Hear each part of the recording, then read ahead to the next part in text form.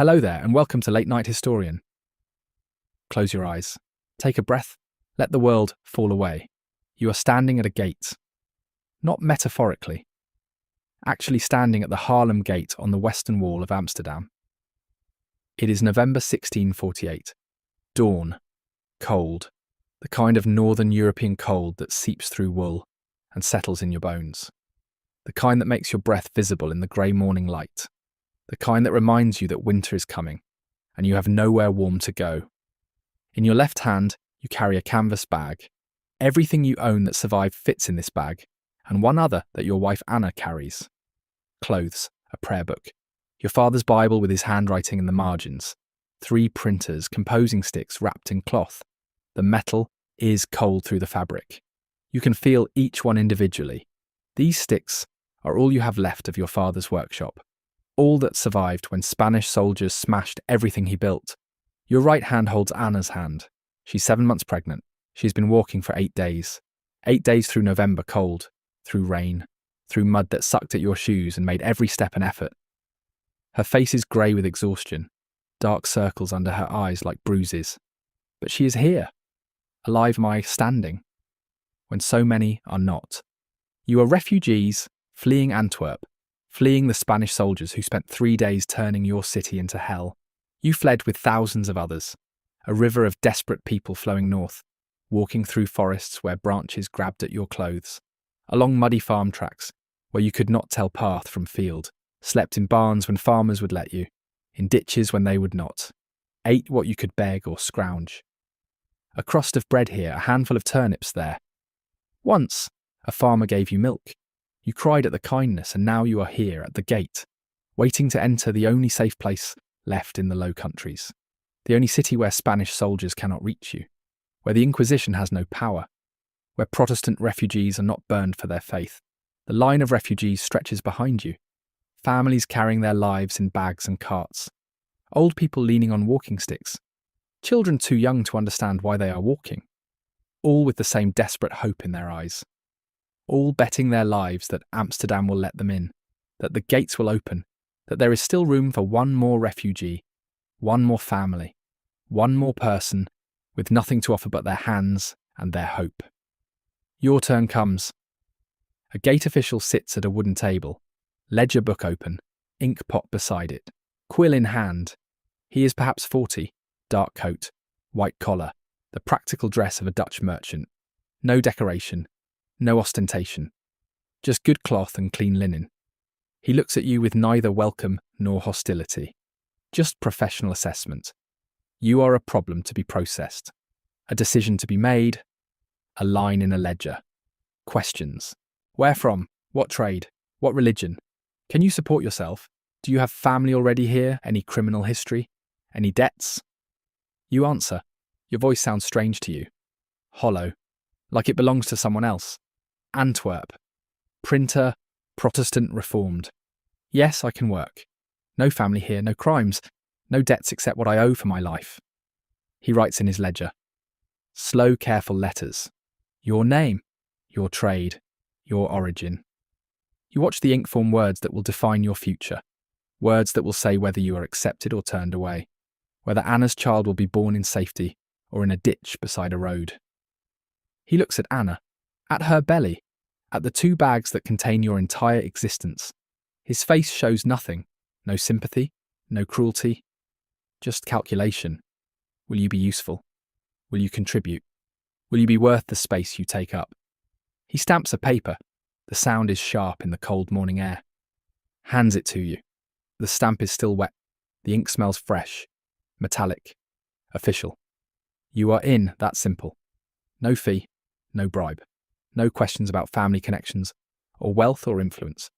Just practical bureaucracy. You are Protestant. You have a trade. You can support yourself. You can enter. You step through the gate. The noise hits you like a wave. Voices in a dozen languages. Dutch and Flemish and French and German, and Portuguese and others you cannot identify. The street is packed with people. More people than you have seen in one place since before the siege. The street is paved with brick. Not mud, not dirt, brick. Someone cared enough to pave this street properly. Houses rise on both sides. impossibly tall, 4 and 5 stories pressed together like books on a shelf. The facades are narrow, but the buildings go up and up. Windows everywhere. Glass. Real glass. In Antwerp, only wealthy people had glass windows. Here, even modest houses have them. The morning light reflects off hundreds of windows. The city glitters. Canals cut through everything. Water runs between the streets. Bridges arch over the water. Boats move slowly through the canals. Barges loaded with goods. Small boats carrying passengers. The water is dark. Murky. But it flows. It does not stagnate. Someone engineered this. Someone planned it. The smell. You notice the smell. Water and fish and bread baking somewhere. Smoke from fires. The salt smell of the sea, even though you cannot see it. But also something else. Something clean. The absence of rot. The absence of death. In Antwerp, during the final months of the siege, the city smelled like death, like bodies that could not be buried, like hope dying. This city smells alive. You look at Anna, she is crying, silent tears running down her cheeks. Her hand is shaking in yours. You realise you are crying too. The tears are hot on your cold face. They blur your vision. You cannot stop them. Do not want to stop them. You have nothing. No money beyond a few coins that will barely buy a week of bread. No home, no workshop. No friends, no connections. No future beyond this moment, beyond this street. Beyond the fact that you are standing here and not dead in Antwerp. But you are here, in Amsterdam, the richest city in the world. The city built on water and ambition. The city that let you in when you had nothing to offer but your hands and your skill and your desperate need. This is where your story begins. The story of how a refugee with 2 bags became a resident. How a printer from Antwerp became a citizen of Amsterdam. How you built a life from nothing in the Golden City.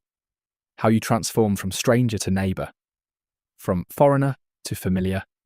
From refugee to home. But to understand that story, we must first understand what you lost, what you fled. Why that gate, that simple wooden gate, saved your life. Why Amsterdam mattered. Why you walked 8 days through November, cold, carrying everything in 2 bags. Before we begin that journey, please take a moment to like this video and subscribe to the channel.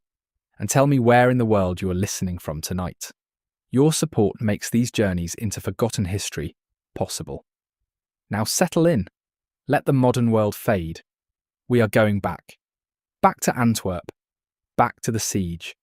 Back to the moment when everything you thought was permanent proved to be as fragile as paper. As temporary as safety. As breakable as hope. You remember the smell of your father's workshop. Ink and paper and the particular quiet of morning before the presses started. The way sunlight came through the east windows and lit the dust motes floating in the air. The way the light turned golden as it touched the paper stacks. The sound of your father's voice teaching you to set type. Feel the letters, Peter. Each one has a face. Each face must sit flush in the stick. The spacing must be even. The lines must be true. This is craft. This is care. This is how we make words permanent. That world is gone. Destroyed. Burned. As if it never existed. You are standing in rubble. What used to be your house, your workshop, your life. Now just broken brick and charred timber and smoke smell that will not leave your clothes no matter how many times Anna washes them. The smell has settled into the fabric, into your hair, into your lungs. You taste smoke when you breathe. Your name is Peter Janssen. You are 26 years old. You are a printer. Were a printer. You are not sure what you are anymore. Identity requires context, requires tools and workshop and customers, requires a place to stand and work to do. Without those things, what are you?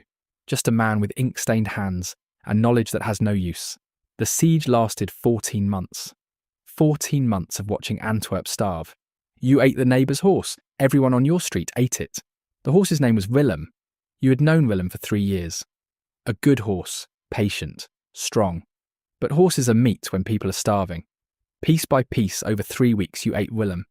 You more. Remember the taste, cannot forget it. The way hunger makes you grateful for things that should horrify you. The way your mouth watered at the smell of horse meat cooking. The way you stopped thinking of Willem as a creature you knew and started thinking of him as calories, as survival, as the difference between living and dying. You could count your ribs by month 10, could circle your wrist with finger and thumb. Your belt had 8 new holes punched in it. You punched them yourself, each hole marking another month of slowly disappearing. Hunger had geometry, had mathematics. Each day you were lighter, each day closer to the edge where bodies stopped functioning and just give up. Anna cried all the time during those final months, not loudly, not dramatically, just silent tears that ran down her face while she tried to make bread from sawdust and flour. She mixed sawdust with anything that might have nutrition. Flour if there was any, ground acorns, tree bark that she boiled for hours. She created things that looked like bread but tasted like desperation. You ate them anyway, grateful for anything that filled your stomach, anything that gave the illusion of eating. She was pregnant then too. 3 months. You did not tell anyone. Pregnancy was dangerous during the siege, required calories no one had, required strength no one could spare. You and Anna kept the pregnancy secret. Hoped she would survive. Hoped the baby would survive. Hoped that somehow you would all make it through. The baby died. Her body could not sustain 2 lives. It chose hers. Biology making the choice neither of you could bear to make. She bled for 3 days. You held her and wondered if she would die too. Wondered if you would lose everything. But she survived. Her body sacrificed the baby to save itself. Survival at the expense of hope. You do not speak about this. The dead baby. The choice biology made. Anna does not speak about it. You both carry it in silence. Add it to the weight of everything else you carry. The memories that will not leave. The losses that accumulate. The parts of yourself that died in the siege and will never come back. When the Spanish finally broke through the walls, you were almost grateful. At least it would end. One way or another. The waiting would stop. The slow starvation would be replaced by something quick. Something definite. Death or relief. Either was better than the endless grinding anxiety of watching the walls hold while everyone inside slowly starved. What you did not expect was the fury. 3 days. The Spanish soldiers were promised 3 days of plunder. Their wages were months overdue. They had sat in trenches watching Antwerp's wealth, watching the great trading houses, the merchant mansions, the warehouses full of goods. All of it tantalizingly close but unreachable behind walls. Now the walls were breached. Now they would take what they believed they were owed. You grabbed Anna's hand when the screaming started. Pulled her to the cellar beneath the warehouse. The small dark space that smelled of mildew and old wood. The space your father used to store paper. You locked yourselves in. The lock was simple, would not hold against determined force. But it was dark, hidden. Maybe they would not find it. In absolute darkness. The sounds above and around you. Boots on wood floors. Heavy boots. Running. Things breaking. Furniture smashed. Glass shattering. And screams. Screams that started as human voices and ended as sounds you could not describe. Sounds that do not have names because they should not exist. You held Anna for 2 days. In darkness. She shook constantly, could not stop shaking. You wrapped her in your coat, held her as tight as you could, whispered to her, said things you did not believe, said it would be fine, said they would not find you, said the Spanish would leave soon. Lies. All lies, but necessary lies. Lies that kept her from screaming, kept her from giving away your location, kept both of you alive. You had no food, no water. You licked condensation from the stone walls. Shared it, mouth to mouth, your lips on hers, transferring water drop by drop. Intimate and desperate and horrible. This is what survival looks like. Not noble, not brave. Just 2 people in darkness, licking walls and praying no one finds them. When you finally emerged on the 3rd day, the street was unrecognizable. Bodies. Some were people you knew. The baker whose name was Cornelis. The cloth merchant whose name was Frederick. The widow who sold apples whose name you never learned. Now they were just bodies. Positions of death frozen. Faces that showed final moments. Your mind turned them into objects. Had to keep walking without collapsing. You looked at them the way you would look at broken furniture. Noted them. Registered them. Moved past them. Survival required detachment, required killing the part of yourself that felt empathy. That part would come back later, would wake you at night.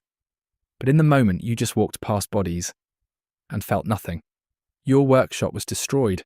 The printing press your father left you, smashed. Not damaged, not broken, smashed. Deliberately destroyed. The heavy wooden frame cracked. The metal screws ripped out. The stone bed shattered. The press he had built with his own hands over 2 years. The press he taught you to use when you were 12. Destroyed by soldiers who could not even read what they were destroying. Who smashed it for the pleasure of destruction, for the satisfaction of breaking something valuable.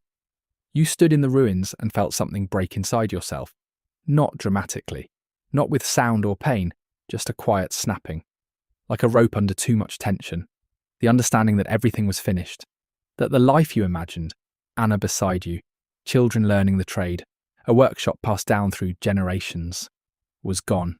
Not delayed, not damaged. Gone. Ended. Impossible. But Anna was alive. You held on to that. Anna survived, and you survived. And that meant you could start again. Somewhere. Somehow. As long as you both lived, hope was not completely gone. Diminished. Battered. But not gone. Antwerp was finished. Spanish rule meant Catholic rule. Inquisition rule. You had heard the stories. Protestants burned in public squares. Their property seized. Their families scattered.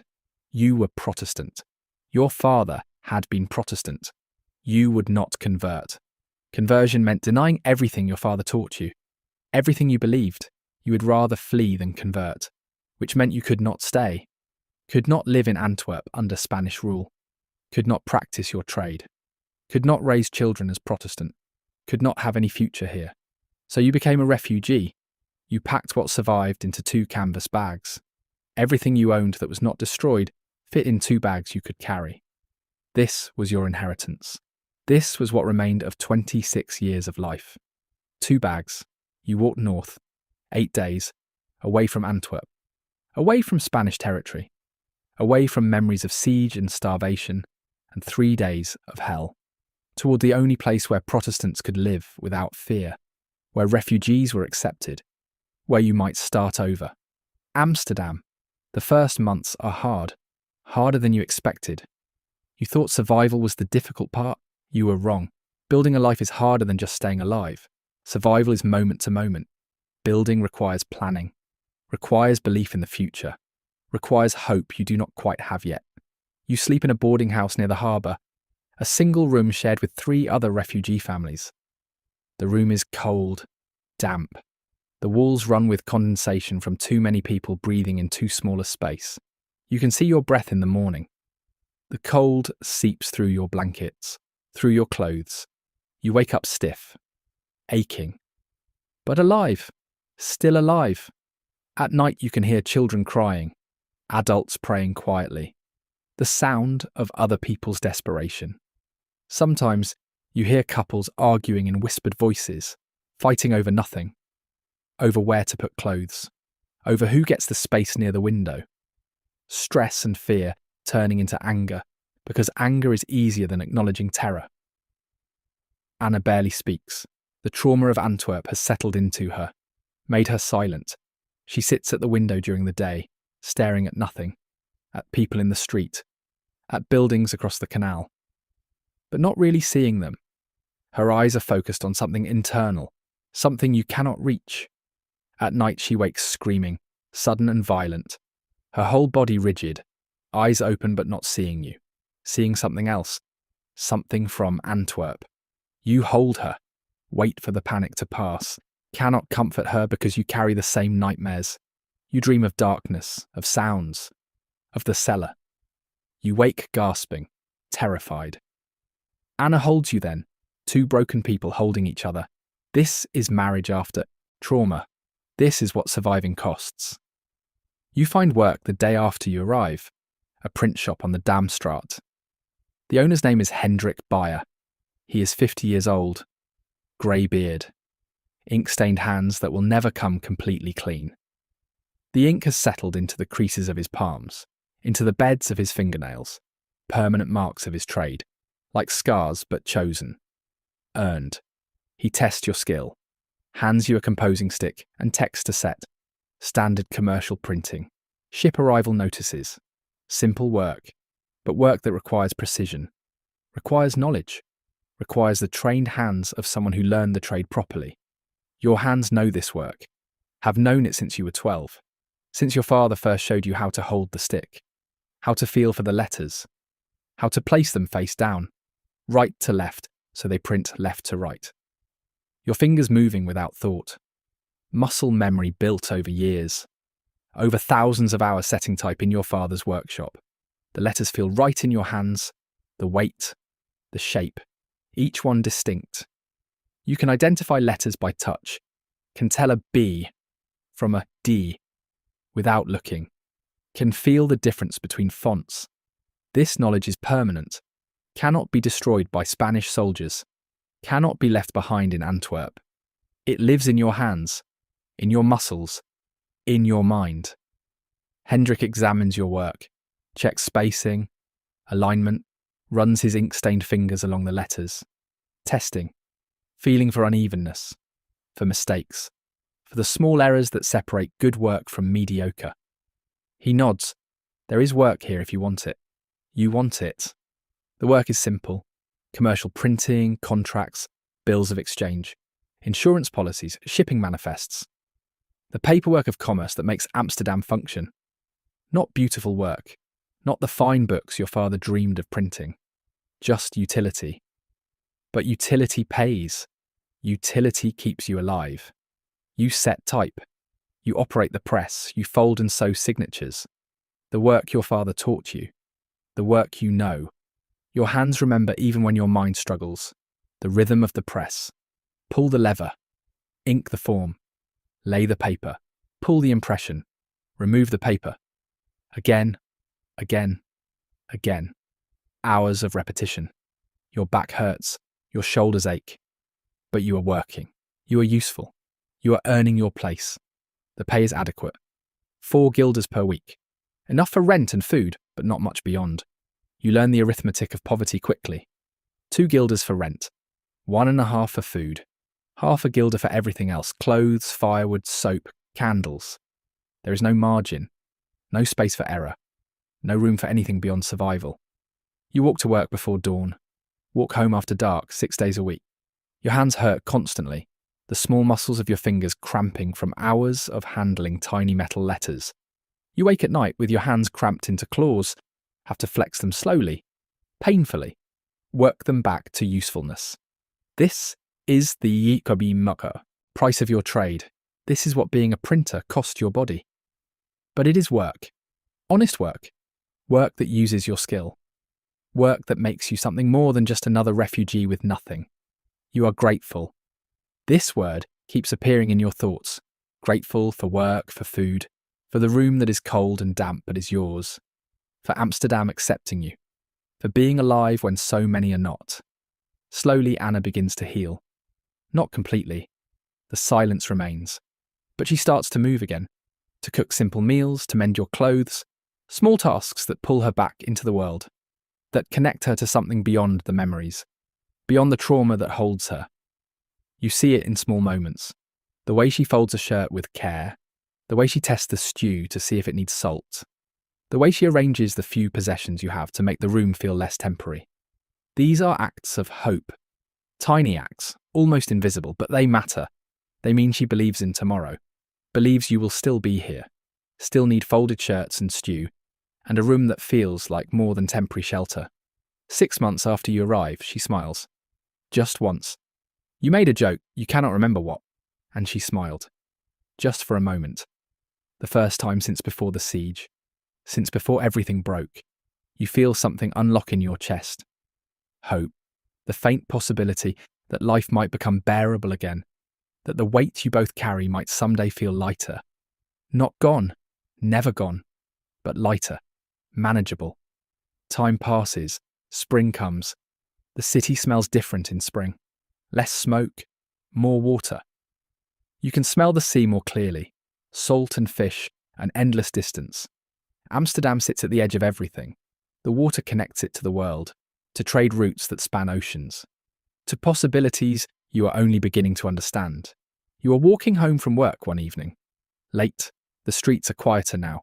The merchants have closed their shops.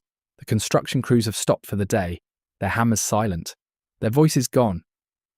You walk along the single canal. The water is dark, reflective, mirrors of light rippling on its surface. The houses along the canal are lit from within, golden light spilling from windows onto the water. You can see shadows moving behind the windows, families eating dinner, children playing, normal life happening in private spaces. You stop, just stand there, watching the reflections, watching the golden light dance on dark water. The beauty of it catches you off guard. You have been so focused on survival that you forgot to notice beauty, forgot that the world contains things beyond fear and work and exhaustion. The golden light on the water is beautiful, simply beautiful. No purpose beyond itself, no function, just beauty. Anna appears beside you. She has been visiting a washerwoman who sometimes has work. Her hands are red from cold water, rough from soap. She takes your arm, leans against you. Her weight is familiar, comforting. You have been married for 3 years, together for 5. You know the exact way she leans, the exact pressure of her body against yours. "We are safe here," she says quietly.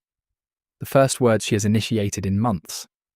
Not responding to you, but starting conversation, offering thought, sharing something internal. You nod, cannot speak because your throat has closed. She is right. You are safe. For the first time in 2 years, you are safe. The Spanish cannot reach you here. The Inquisition has no power. You can worship as you choose, work as you choose, live as you choose.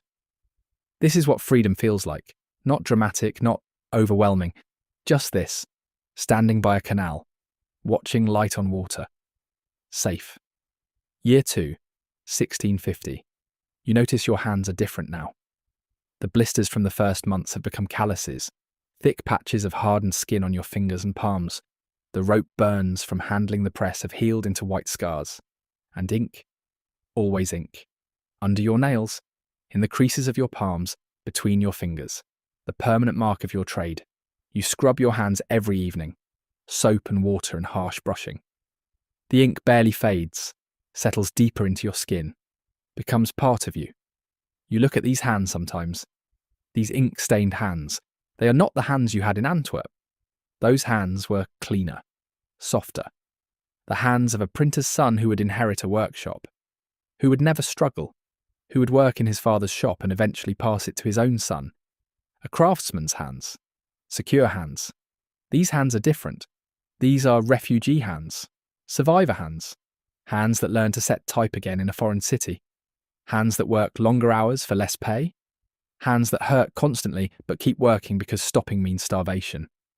Working hands, useful hands, Amsterdam hands.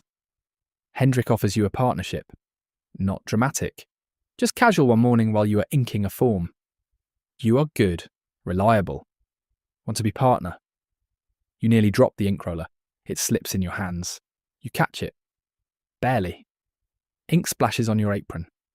On your hands. You do not care. Partnership means you cannot be easily dismissed. Means you have stake in something. Means you own part of the future. Means Amsterdam is not temporary anymore. Means you are building something permanent. You accept. Of course you accept. Your voice is too loud when you answer. Too eager.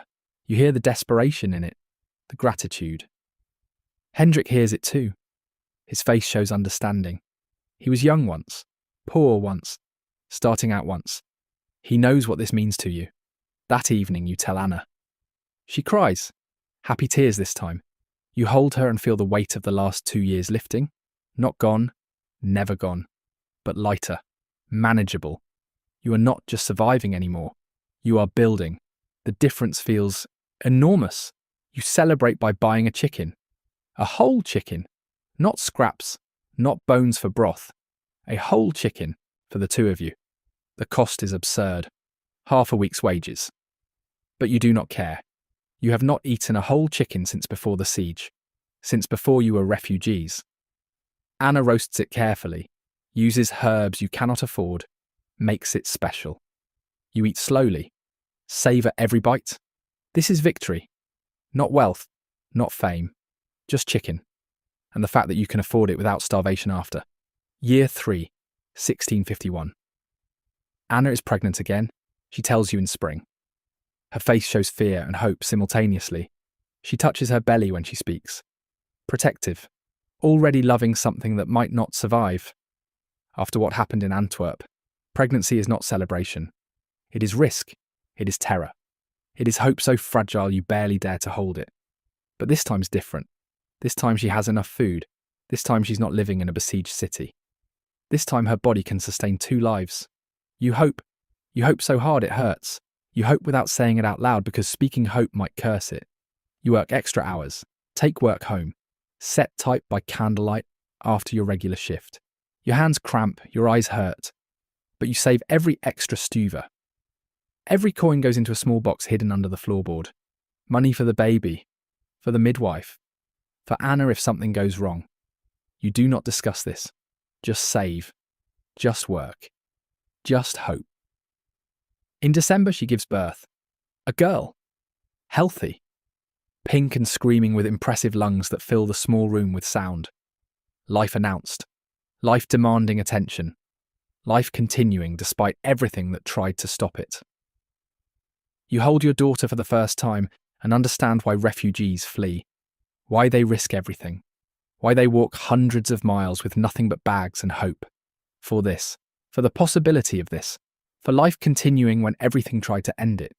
You name her Clara, after Anna's mother who died in the siege of Antwerp. Anna cries when you suggest the name. Says it means the past and future are connected. That her mother lives on in some way. That death is not the end of everything. That memory persists. That love persists. That Clara the grandmother lives in Clara the granddaughter. Clara is your first Amsterdam child. Born here. Will grow up here. Will speak Dutch without your accent. Will be Dutch in ways you can never be. This is what immigration means. Not just moving, but transforming. Your daughter will be what you cannot be. Native. Belonging. Home. You watch her sleep.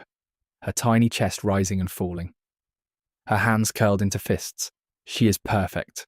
Impossibly perfect. And she is yours. And she was born in safety. In Amsterdam. In the city that let you in when you had nothing. The city that gave you a chance. The city that made Clara possible. This is success, this small breathing person. This is why you fled. Why you survived. Why you walked 8 days carrying everything in 2 bags. For Clara. For the possibility of her. For life continuing against all odds. Year 6, 1654. You wake one morning and realise your hands no longer shake. When did that stop? You do not know. But sometime in the last 6 years, the trembling that started during the siege finally ceased. Your hands are steady now, confident. The hands of a craftsman who knows his worth, who trusts his skill, who can set a line of type without checking it twice, who can ink a form perfectly on the first attempt. Clara is 3. She follows you everywhere, chattering in Dutch, her first language. Not Flemish like you and Anna. Dutch.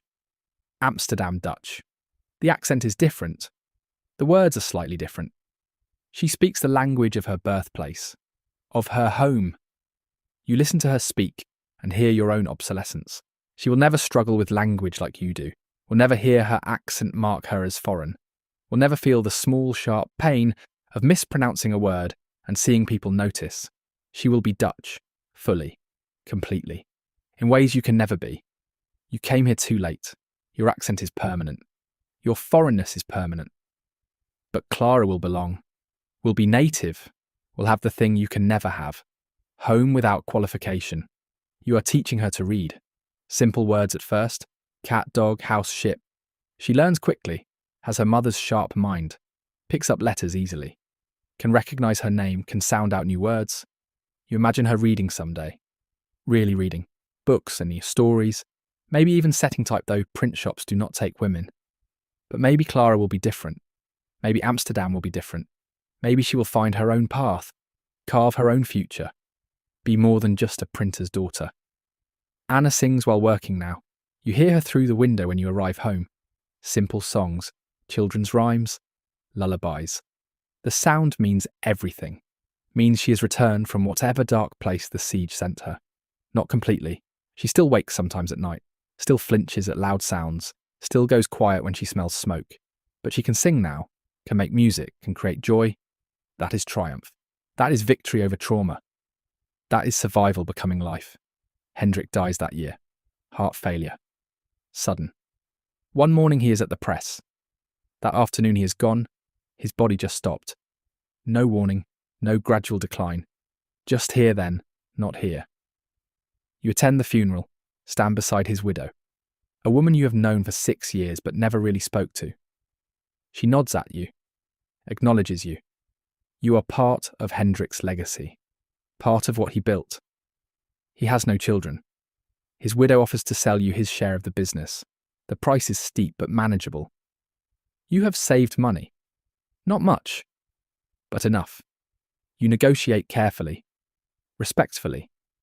She needs the money, you need the ownership. You settle on terms that are fair to both. You become the owner. Peter Janssen, printer. Your name above the door, painted in black letters. Your shop. Your press. Your business. In Amsterdam. The city you entered with 2 bags. And nothing else. The city that gave you a chance. The city where you built something permanent. You stand in front of the shop one evening, looking at your name. Peter Janssen. The letters are simple. Functional. Not ornate, not beautiful, just clear. Readable, permanent. Your name declaring that this is yours, that you made something, that you matter. You think about your father sometimes. Wonder what he would think. His press was destroyed by Spanish soldiers. His workshop burned. His life's work smashed in an afternoon. But here his work continues. Through you, through his training. Through the trade he taught you. The trade passes down even when the tools are lost. Your father lives on in your ink-stained hands, in the skill he gave you. In Clara, who will read because you teach her, in the line that continues despite everything that tried to stop it. This is what you fled for. Not wealth, not fame. Just this.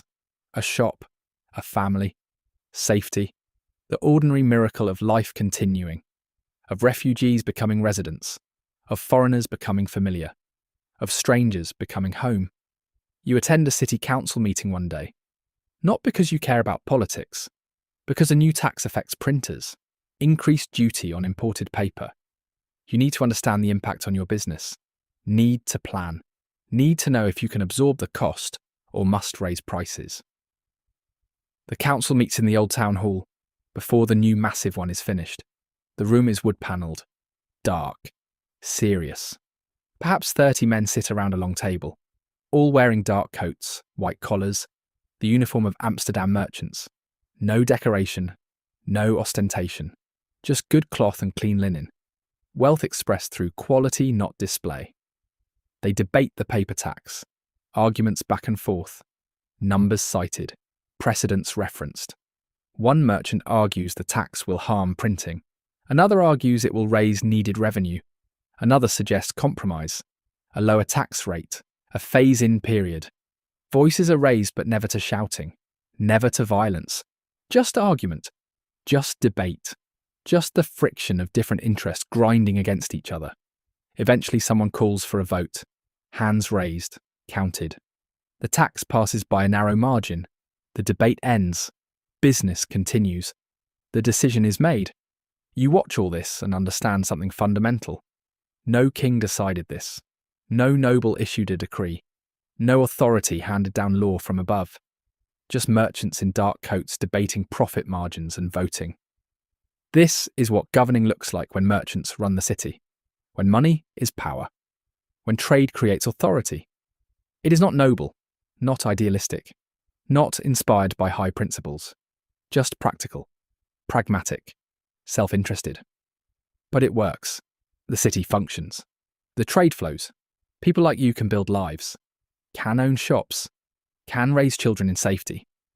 That is worth something, maybe worth everything. You print share certificates for the Dutch East India Company, the VOC. Each certificate is worth more than you will earn in 5 years. You hold them carefully. The paper is thick, expensive, rag paper imported from France. The printing must be precise. Perfect. These certificates represent fortunes, represent ownership of ships and cargoes, and distant lands, represent wealth beyond your imagination. Your hands, ink-stained hands, refugee hands, create these documents that make fortunes possible. You are part of the machinery of wealth, even if you do not share in that wealth. Your skill creates the legal foundation for commerce, the paper trail that binds contracts, that records ownership, that makes trade possible across oceans and years. You imagine sometimes what it would mean to own one of these certificates, to have money working for you instead of selling your hours, to receive dividends from spice shipments, to own a piece of empire. But shares are for merchants, for people born with capital, for people whose fathers gave them more than composing sticks and ink-stained hands. You understand the system well enough to know your place in it. You are useful, essential even, but not wealthy. Will never be wealthy. Wealth requires capital, requires inherited resources, requires starting with something. You started with nothing, with 2 bags and desperation. You built something real, something permanent, but not wealth, never wealth. Still, you print these certificates. Your hands create the documents that make fortunes possible. That is something. Not everything, but something. Your craft matters. Your skill enables commerce. Without printers, there is no paper trail, no record, no proof. Trade collapses into chaos. You are part of what makes Amsterdam work. That has value. Maybe not monetary value, but human value. The satisfaction of being useful, of contributing, of mattering. You print a contract one day, a partnership agreement between a Dutch merchant and a Portuguese Jewish merchant.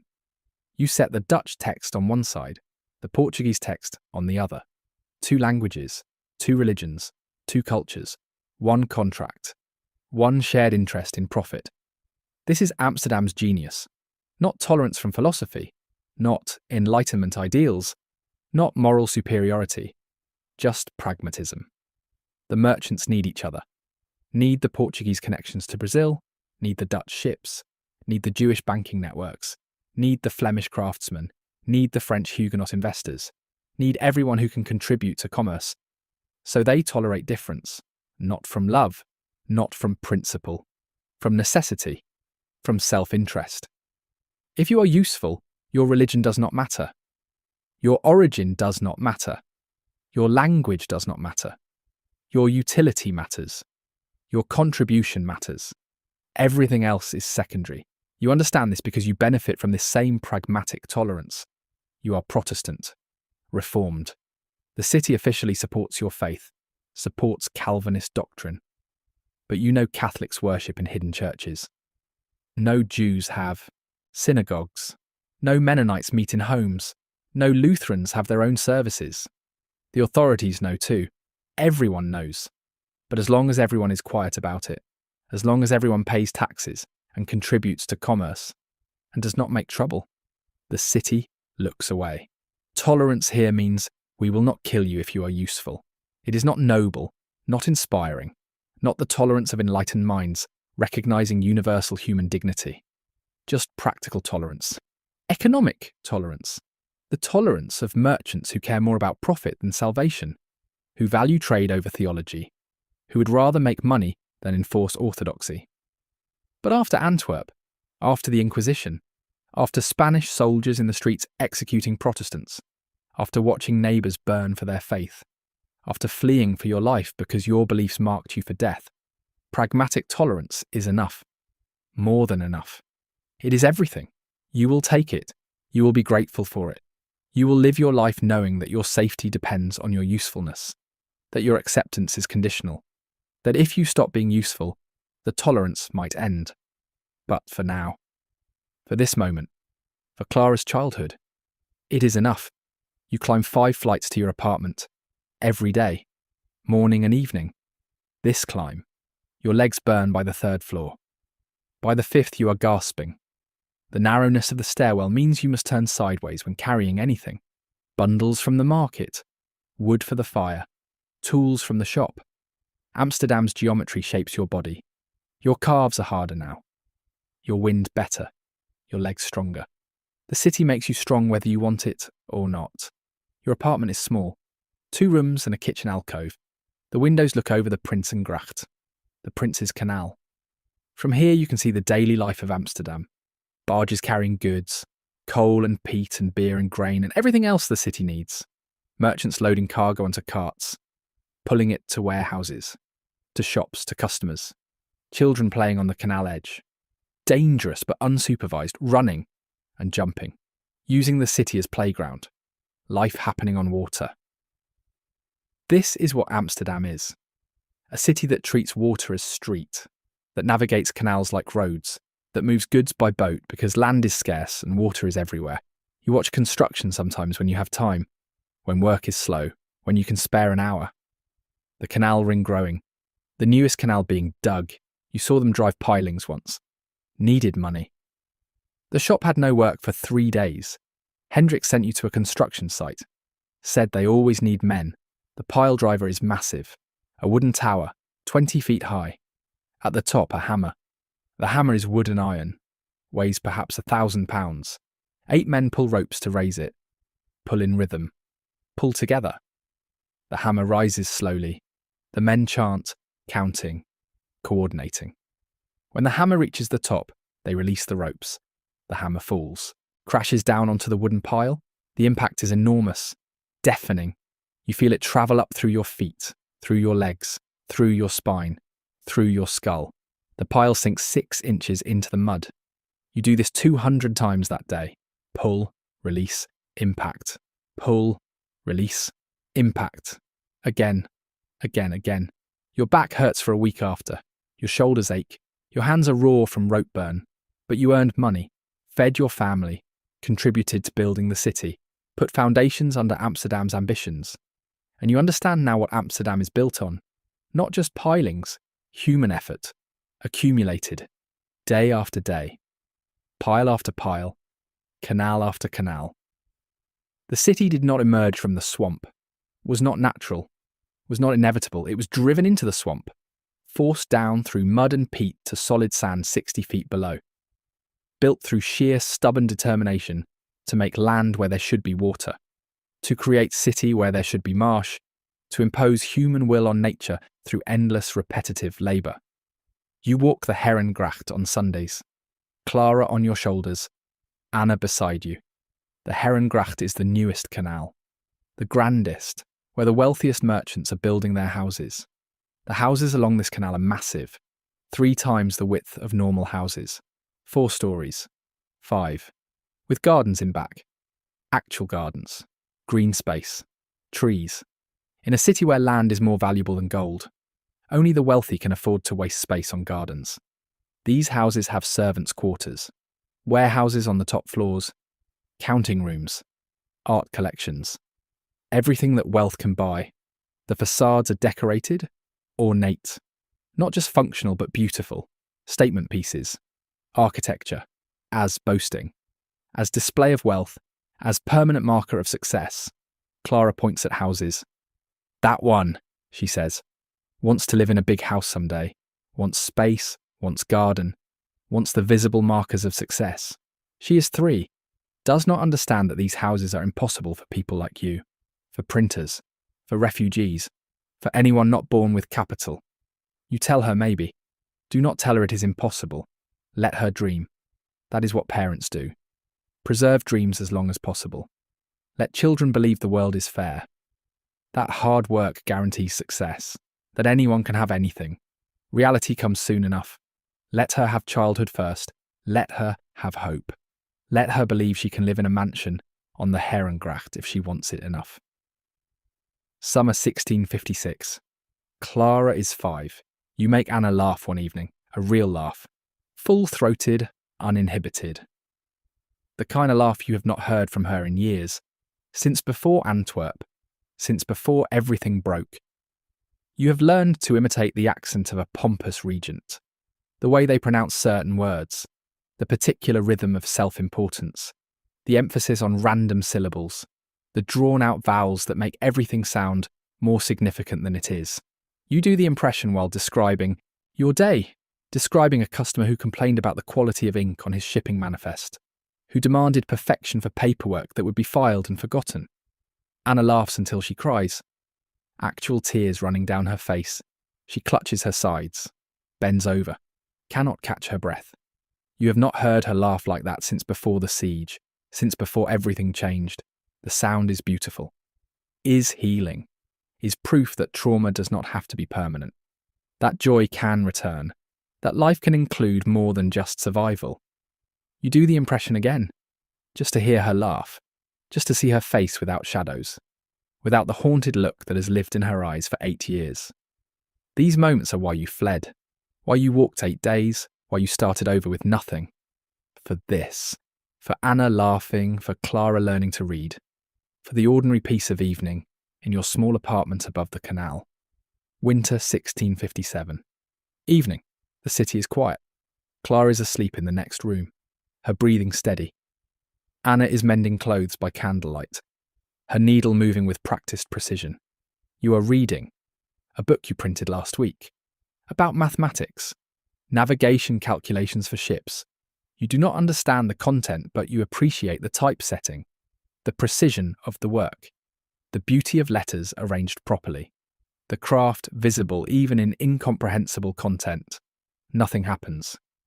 This evening, nothing dramatic, nothing significant, just quiet, just peace, just the three of you existing in safety. Clara breathing, Anna sewing, you reading, the candle burning, the fire crackling, the sound of wind outside, the sound of water moving in the canal. Life continuing, ordinary, unremarkable, perfect. This is what you fled Antwerp for. These quiet moments, this peace, the absence of fear, the knowledge that tomorrow will be like today and the day after like tomorrow. Routine as victory, boredom as triumph, the extraordinary achievement of ordinary life. You look at Anna, at her face lit by candlelight. She is 30 now, grey threads in her hair, lines around her eyes. She has aged. The siege aged her. The starvation, the trauma, the dead baby, the flight, the first hard years in Amsterdam, all of it visible in her face, in the lines, in the grey, in the way she holds tension in her shoulders even when relaxed. But she's beautiful to you, still beautiful, maybe more beautiful than she was at 20, because you know what she survived, what she endured, what she carries. Beauty plus survival plus love equals something deeper than appearance, something permanent.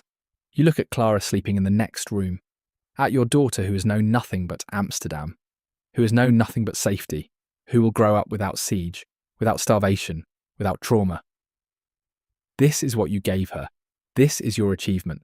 Not a shop, not ownership, not wealth, but this. Clara sleeping in peace. Clara growing up safe. Clara not being a refugee.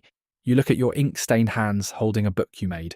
These hands that fled Antwerp, that carried everything in bags, that learned Amsterdam, that built a life from nothing. These hands that will never be clean, that will always show their trade, that are marked permanently by craft. This is success, not wealth, not fame, not the grand achievements you imagined as a young man. Just this, safety and work and family. The refugee's dream made ordinary, the impossible made routine, the extraordinary made invisible through repetition. This is everything. Spring 1650 no. The war comes not as an invasion but as a policy. Not as soldiers but as economics. The English Parliament passes the Navigation Act. All goods entering England must be carried on English ships. Dutch ships are banned from English ports. English captains only. English crews only. English trade only. This is aimed at Dutch shipping, at the maritime dominance that makes Amsterdam rich, at the trade network that spans oceans, at the commercial supremacy that lets a small republic compete with empires. England wants what Amsterdam has, wants control of trade, wants dominance, and will use law as weapon. You do not understand international politics, do not care about Dutch versus English commercial rivalry, do not follow the diplomatic manoeuvring, or the speeches in Parliament, or the escalating tensions between governments. You care about one thing, Jan Peters, your best customer, a merchant who trades with England, textiles and timber and miscellaneous goods. He orders printed bills of lading every week. Steady work, regular income, 6 months of business you could rely on, 6 months of predictable revenue that paid your rent and fed your family. The week after the Navigation Act passes, Jan Peters cancels his orders, walks into your shop. His face shows the same calculation you are making, the same arithmetic of survival.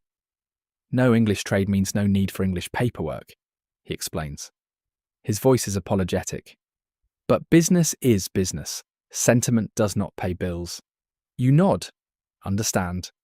Do not blame him. This is how commerce works. Markets shift. Opportunities close. You adapt or you suffer. But you have rent due in 2 weeks. Clara needs new shoes. Her feet grow constantly. Children are expensive even when times are good. You do the mathematics in your head. Your other customers will not cover what you are losing. Jan Peters was 20% of your revenue. 20% gone. Just like that. You will need to find new business or reduce expenses. Neither option is good. Anna knows without asking, sees it in your face when you come home, sees the worry, the calculation, the fear that you thought you had left behind, but that apparently lives just beneath the surface, always ready to return. She does not ask questions, just begins calculating what can be cut, what can be postponed, food, firewood. Clara's shoes can wait another month, maybe 2.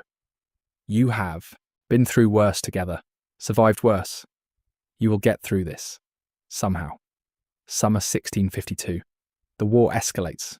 News of battles arrives with returning ships. The English fleet and Dutch fleet fighting in the Channel. The North Sea becoming battlefield. Warships instead of merchant ships. Guns instead of cargo. Death instead of commerce. The news is confused, contradictory. One side claims victory, the other disputes it. Each battle has 3 versions. The Dutch version, the English version. The truth somewhere between. You cannot know what is real. Can only know that ships are burning and sailors are dying, and commerce is disrupted, and your business is suffering. You are at the harbour one morning collecting paper shipments when news arrives. Admiral Tromp is dead. Killed in battle off the English coast, shot through the chest, died instantly. The greatest Dutch naval commander, the man who defeated the Spanish, who protected Dutch trade, who made Dutch maritime supremacy possible. Dead. The news spreads through the crowd instantly, voices rising, disbelief turning to confirmation, turning to grief. Men removing their hats, women crying, strangers embracing, collective loss made personal, hero made human through death. You watch a young sailor, perhaps 20, collapse on the dock, sobbing, uncontrolled, his whole body shaking. He was my captain, the boy keeps saying. He was my captain. Over and over, like a prayer, like a curse, like trying to make sense of something that cannot be understood. You help him to a tavern. Buy him beer you cannot afford. Sit while he talks about Tromp for 2 hours. About serving under him. About how Tromp would walk the deck before battle. Calm, confident. Making eye contact with every sailor. Knowing their names. Remembering details about their families. Making them feel seen. Valued. About how Tromp always knew the right moment to engage. The right tactics, the right commands. About how the men trusted him absolutely. Would follow him anywhere, would die for him. Some did. The war has a face now. Not abstract policy, but this boy's captain. This boy's grief. War is personal, or it is nothing. You understand that. Understood it in Antwerp when the Spanish came through the walls. When neighbours became bodies. When names became memories. When the abstract political conflict became fire and screaming and 3 days of hell. Winter 1653. The French threat. Rumours spread that France might invade, might support England, might attack the Republic from land, while English ships blockade the coast. The rumours are probably false, probably just fear talking. But Amsterdam remembers 1672, when the French did invade, when the Republic almost fell, when the water defence was opened and half the country flooded to stop the French army. Amsterdam remembers. Cities have long memories for disaster. Anna stops sleeping properly. You wake at night and find her sitting at the window, watching the street, watching for fires, watching for soldiers, watching for the beginning of disaster. You know what she's doing. She's remembering Antwerp, the night the Spanish came, The screams, the burning, the 3 days that destroyed everything. Her body remembers even when her mind tries to forget. Trauma lives in the body, waits for triggers, returns when circumstances remind it of the past. You cannot comfort her, cannot promise the French will not come, cannot guarantee safety. You remember Antwerp too, know how quickly cities fall, how fast everything can end, how fragile civilization is, how thin the barrier between peace and chaos. You learned that lesson well. It is permanent. So you just sit with her, at the window, watching the empty street. Two refugees who know that safety is always temporary, that peace is always fragile, that the world can shatter in an afternoon and leave you with nothing except what you can carry in 2 bags. You sit together, in silence, in shared knowledge, in the bond of survival. Sometimes there are no words. Sometimes presence is enough. The French do not invade. This time, the war ends eventually. The English need peace as much as the Dutch. Commerce suffers on both sides.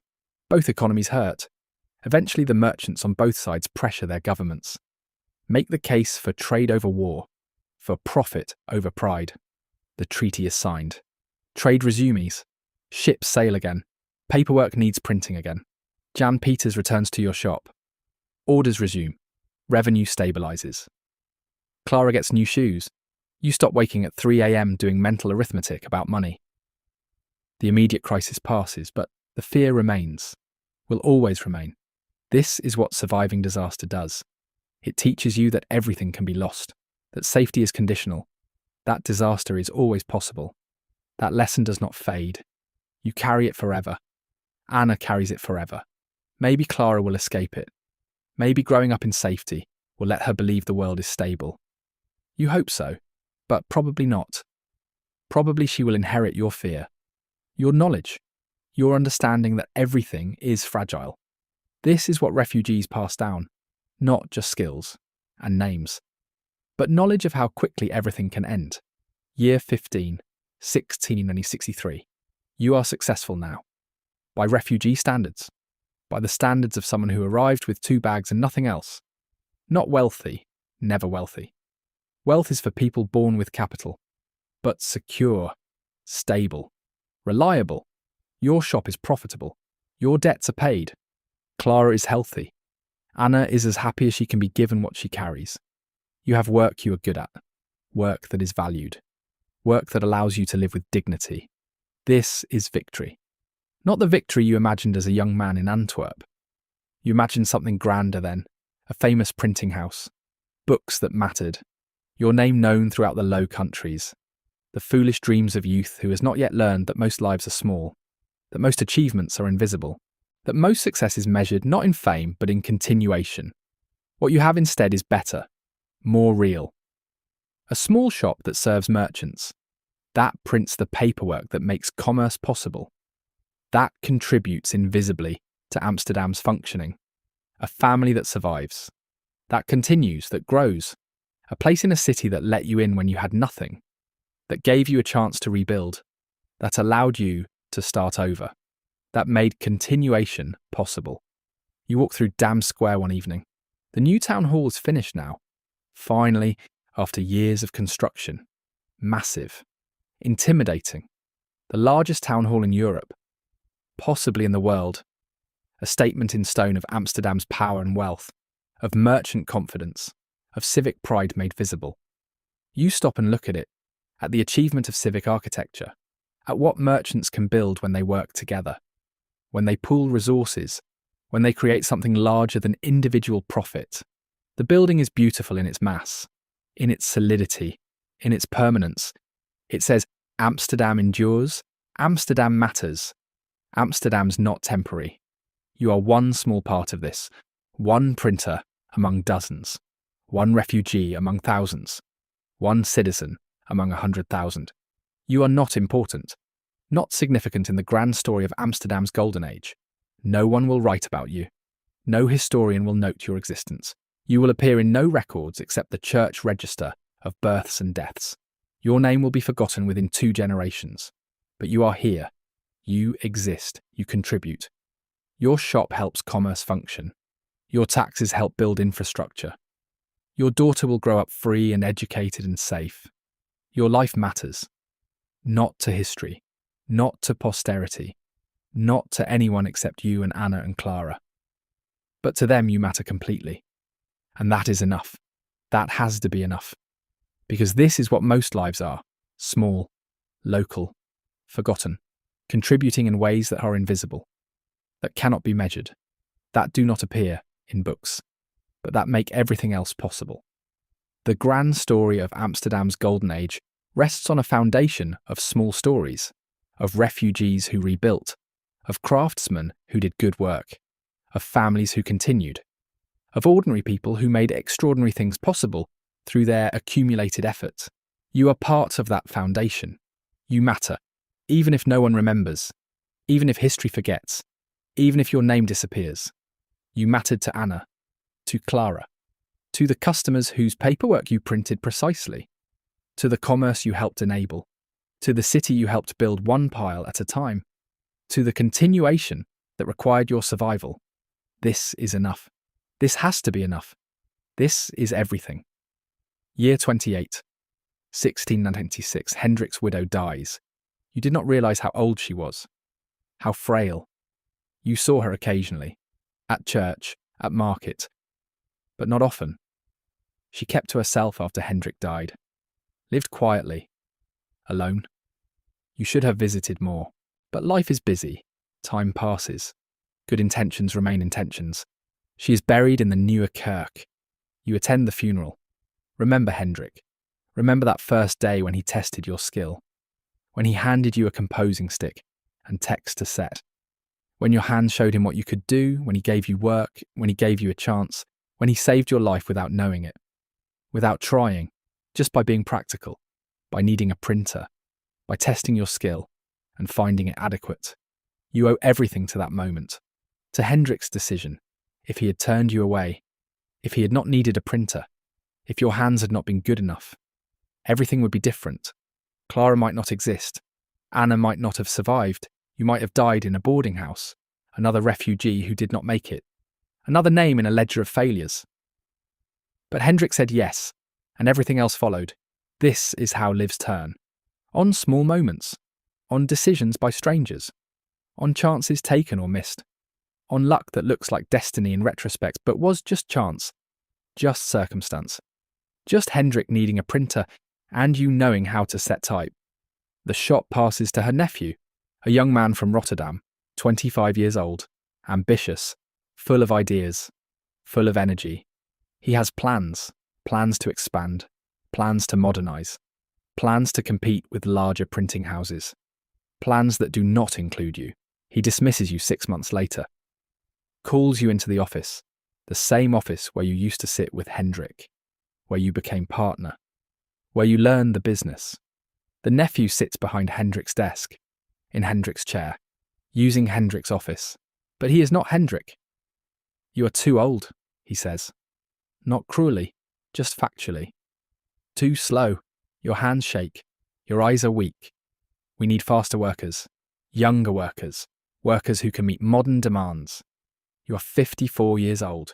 You have worked this shop for 28 years, made it profitable, maintained the equipment, trained apprentices, built relationships with customers, earned the loyalty that made the business sustainable, created the foundation on which this nephew now stands.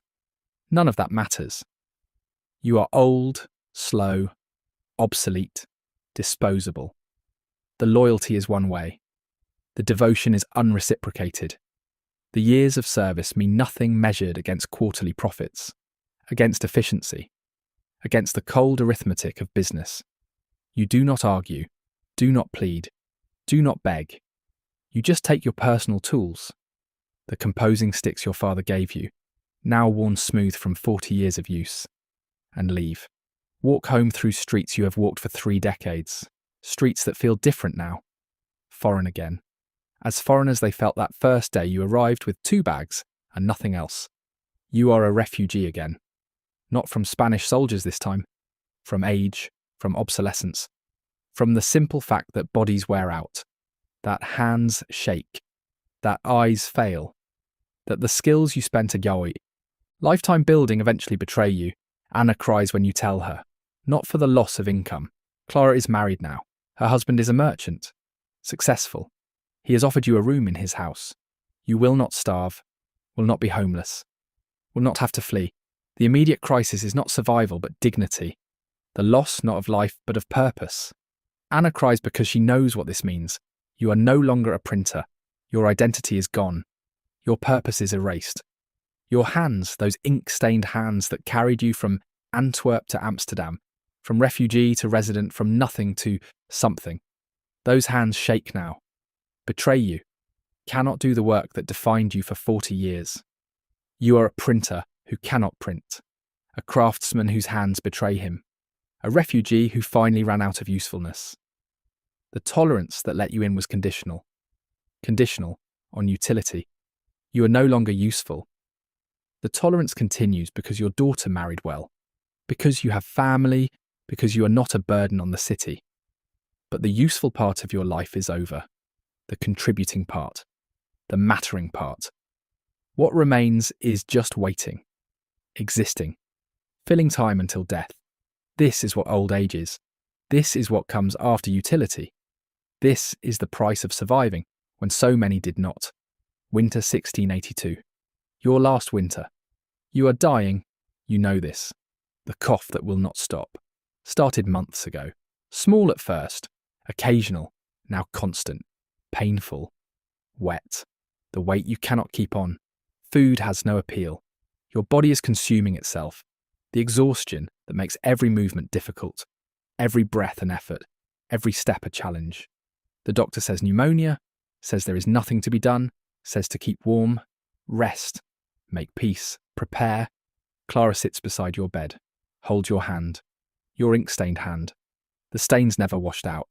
30 years at the press left marks that will last until your body decays, until your hands become bone, until the ink is dust. But for now the stains remain. Visible proof of your trade, of your life, of what you were. Clara talks about her son, your grandson, 8 years old. He wants to be a printer, she says. Her voice is soft, gentle. She knows this matters to you, knows you need to hear this. He asks about you constantly, about what it was like, about how you learned, about grandfather's workshop in Antwerp, about the composing sticks, about setting type, about everything. You smile. Cannot speak well anymore. The breathing is too difficult. The cough interrupts, but you smile because it matters. The line continues. Your father's trade passes down, not through you anymore. Your hands are done, but through Clara to her son, through 3 generations. The refuge you found becomes your grandson's birthright. He will learn printing not as a refugee skill, but as family tradition. Will set type in safety. Will never know Spanish soldiers or siege or flight. Will never understand what you survived to make his life possible. This is victory. This is the achievement. Not wealth, not fame, but continuation. The line persisting, the trade passing down, the family surviving across generations despite everything that tried to stop it. Anna appears in the doorway. She is 70 now, grey and bent and moving carefully. Age has diminished her, made her small, fragile. But she's still Anna, still your wife, still the woman you held in a cellar in Antwerp while the world ended around you. Still the woman who walked 8 days pregnant through November cold. Still the woman who survived everything beside you. She crosses the room, sits on the other side of the bed, takes your other hand. Your hands, both stained with ink, both marked permanently by your trade, are held by the 2 people you love most, by your past and your future, by your wife and your daughter, by the people who made your life mean something beyond just survival. We made it, Anna says quietly. Her voice is rough with age, with tears, with the weight of everything you shared. We survived, Peter. We made a life. We built something. You saved us. You walked us to Amsterdam. You gave Clara safety. You gave our grandson a future. You did everything. Everything you promised. Everything that mattered. You nod. Cannot speak. The cough prevents it. The exhaustion prevents it. But she understands. Has always understood. After 50 years together, words are often unnecessary. She knows you agree, knows you are grateful, knows you love her, knows everything that matters. You close your eyes, your mind wanders, control slipping, thoughts floating, memories rising without order, without sequence, just images, moments, feelings, the accumulated weight of 68 years condensed into fragments, the smell of your father's workshop, ink and paper and morning quiet, the way he would hum while he worked, the sound you can still hear, the siege, the cellar, Anna shaking in your arms, the sounds above, the terror of waiting, the certainty of death that turned into survival, the gate, the official stamping your paper, that moment when everything changed, when possibility opened, when future became possible again. Your first day in Hendrik's shop, setting type, your hands remembering, proving your worth, earning your place, Clara's birth, pink and screaming, impossible and perfect, life continuing despite everything, despite siege and starvation and trauma and flight, life insisting, life demanding, life triumphant, Anna laughing at your impression, that sound, that beautiful unexpected sound, joy returning, proof that healing is possible, that trauma is not final. Your hands, young hands, clean hands, hands that blistered, hands that calloused, hands that learned Amsterdam, hands that created documents that moved wealth, hands that never quite came clean because ink is permanent, because craft leaves marks, because some things become part of you. The 2 bags, you carried them from Antwerp. Everything you owned fitting in 2 bags. Now you own nothing again. The bags are gone, worn out, discarded decades ago. But the memory of carrying them remains, the weight in your shoulders, the desperation, the hope, the step through the gate, the beginning. You remember standing at the gate, that first morning. November 1648, 34 years ago. Another life, another version of you. Young, desperate, carrying everything you owned, everything you were, and the official stamping your paper and waving you through. That moment saved your life. That moment made Clara possible. That moment made your grandson possible. That moment gave you 34 years in Amsterdam. 34 years of safety, of work, of family, of ordinary life that felt extraordinary because you knew what the alternative was. Because you had lived the alternative. Because you carried the memory of what you fled. You are standing at the gate again, but this time Anna and Clara are with you. This time you know how it ends. This time you are not afraid. This time you are just grateful.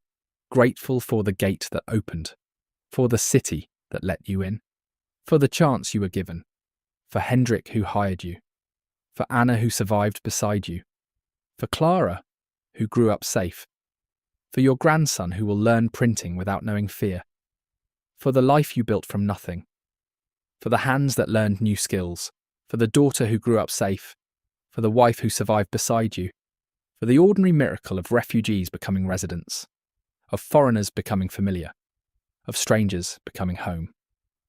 You take one last breath, shallow, difficult, but enough, and you are through the gate, finally, completely. Home. The archives of Amsterdam contain thousands of refugee records from the Golden Age, names and dates and places of origin. Most are forgotten. Just data in ledgers that no one reads. Just ink on paper slowly fading. Just evidence that people once existed and moved and tried to survive. But some are remembered.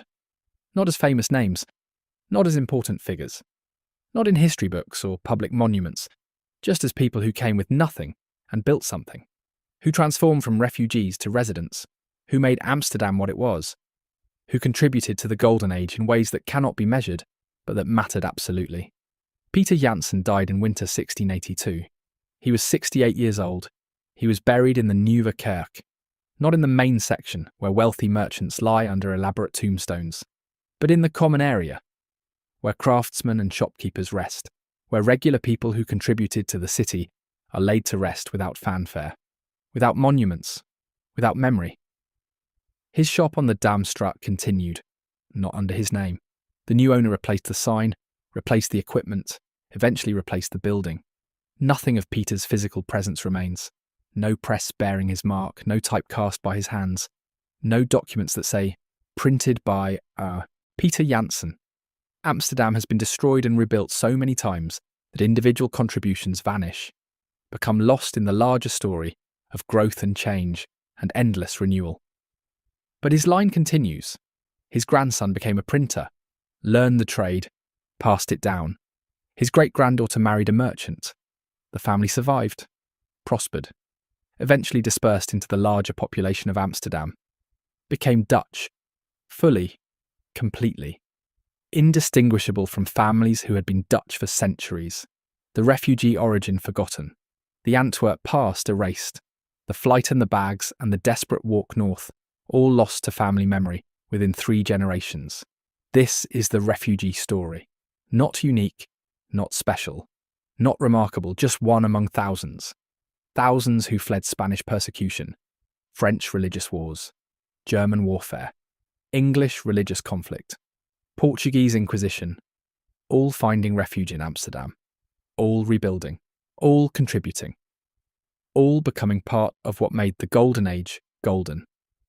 Amsterdam's wealth was built on many things: trade networks spanning oceans, banking systems that moved capital, shipping fleets that dominated seas, innovation in finance and insurance and joint stock companies, but also on refugees, on the skills and determination and sheer stubbornness of people who had nowhere else to go, who carried everything in bags and started over, who learned Dutch and adapted and worked and built lives that mattered even if history would not remember their names.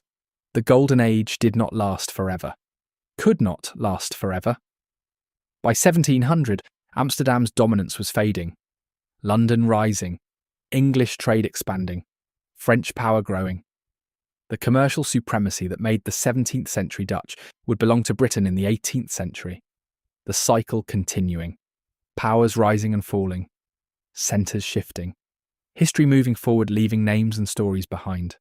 But for a brief miraculous moment, a small republic of merchants built something unprecedented, a city where refugees could become residents, where difference was tolerated if it served profit, where commercial pragmatism created space for religious diversity, where the accident of birth mattered less than the skill in your hands, where someone like Peter Janssen could arrive with nothing and build something, could transform from refugee to resident, could matter, could contribute, could survive. It was not perfect, not fair to everyone. The poor had no voice. Women had little power. Slaves in the colonies funded much of the trade. The wealth of Amsterdam was built on exploitation in the East Indies and the Caribbean. The tolerance extended to useful people and not to others. The pragmatism was selective. The welcome was conditional. The Golden City had dark foundations. But for Peter Janssen, printer from Antwerp, refugee with 2 bags and ink-stained hands, it was enough. It gave him a chance, a life, a future for his daughter, the ordinary miracle of survival and continuation, the possibility of building something from nothing, the opportunity to transform from foreign to familiar, from stranger to neighbour, from refugee to resident to citizen to ancestor.